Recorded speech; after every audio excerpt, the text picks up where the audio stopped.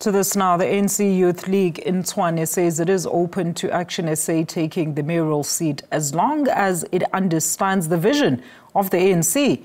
Councillors in Tshwane have a week left to nominate a new mayor following the removal of Cilliers Brinkof the DA last week. ActionSA, which has partnered with the ANC, the EFF and minority parties to oust Brink, has also expressed its desire to take over the mayoral chain. Let's take a look now at this further with political analyst Thobani Zikalala. Thobani, always great having you. Good afternoon to you. So with the 14 days fast drawing closer now, the daggers, or should I say, the preferred candidates of those in the alliance. But what I find interesting is the fact that nobody has put forward an actual name of their preferred candidate except the party that they represent. And this has been happening quite a lot since the GNU. Good afternoon and good afternoon to your viewers. I mean, it seems like they are playing what are called closed hands, and if we're to refer to the poker game, I mean, it's a closed hands, and it seems that there is no one who wants to show their hand in terms of where they stand. But of course, everyone seems very interested to take the mayoral seat. I mean, some of the rumors that we are hearing is that, of course, it seems that the ANC Youth League of Tshwane is supporting its conveners, I think Cilliers Brinkof, and of course, also pushing the idea that young people must take center stage and be able to be represented in the mayoral committees. I mean, it has been something that has been very evident since, of course, post 29th of May 2024 in the formation of government of national unity, where you have a situation of an ANC and a DA in particular who have been playing, of course, a very dangerous tango dance with each other, because again, the DA is in a position where it feels that it can be able to stronghold the ANC to be able to take, to give its preferences, in particular in local government, using, of course, the relationship that they've established at a national level. But this, again, because of the type of relationship that they have in the government of provincial unity with the Panyaza Lusufin-led ANC PAC in Gauteng, it provides also a very different paradigm, because it seems that the ANC Gauteng is not to be bullied, and it doesn't want to be in a position where the agreements at national level are being used to bulldoze them, even in spaces where they're in a majority. But also, I mean, it's very interesting that the DA, which for the longest time has held the principle that the majority party must take leadership in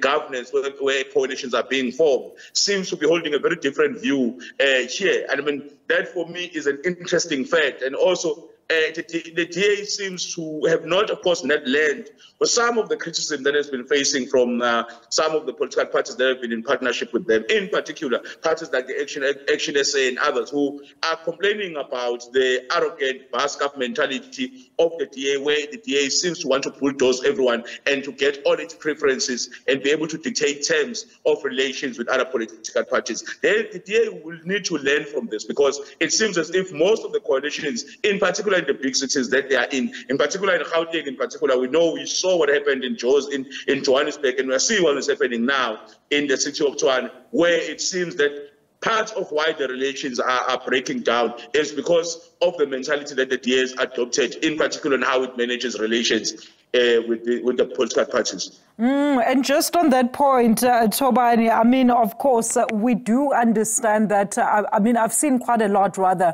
of back and forths in terms of public spats in regards to how this matter has actually unfolded. As you said, the DA is still very much under the belief that Brink should be brought back. And I think they've labelled the new takeover of the city as allowing corruption to once again prevail. But looking at the auditor's report, as well as complaints raised by the municipal workers and even residents of the city, this corruption has long been ongoing. Former mayor there of the DA slamming the DA for vilifying black parties as well. So it speaks to quite a lot that is happening within the DA. The political practice of the DA must be investigated.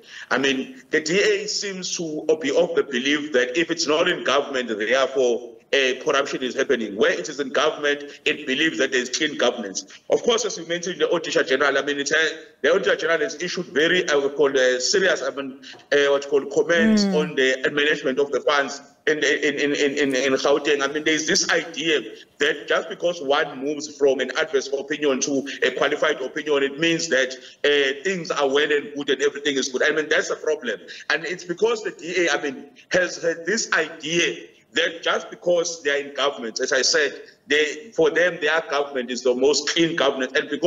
And also they can use, I mean, the history of such cities. I mean, in the city of Tshwane, they've been harping on the idea that just because they found the city of Tshwane in disarray, and therefore they are cleaning up, therefore they must be almost allowed to mismanage funds, and because they are cleaning up, and that's a problem. The second part of it is that we know that the city of Tshwane in particular have lost a number of cases against the municipal workers there, and the position of where workers find themselves with the DA in governments is well documented and is all out there. The third part is, I mean, that's what, I mean, Randall Williams speaks about, and this has been seen. I mean, and as I said, the political practice of the DA must be looked at. The DA believes that, one, which is the only party that is not corrupt, they are the most clean party in government. Two, they believe that they can have a political campaign where they seem just to have this idea of swartefa, if I can put it bluntly, where it seems that black political parties are dangerous for governance, are corrupt, are engaged in maladministration and all those things. And that, for me, is problematic. I mean, the DA must really look at that, because it will make it very difficult for it to have real political relations, if really that's what it wants to achieve in the near future. Thobani, you know, we're out of time. I was going to ask you if the ANC Youth League at this stage has any significant voice or say in governance of Tshwane, or any city for that matter, looking at their history as well as current positioning within the GNU. But we're out of time, and as we understand, to unconfirmed reports, Thobani, ANC Youth League is demanding that Cilliers Brinkof becomes the new mayor of Tshwane. So we will be, of course, deliberating as, of course, that 14-day period comes to a close very quickly.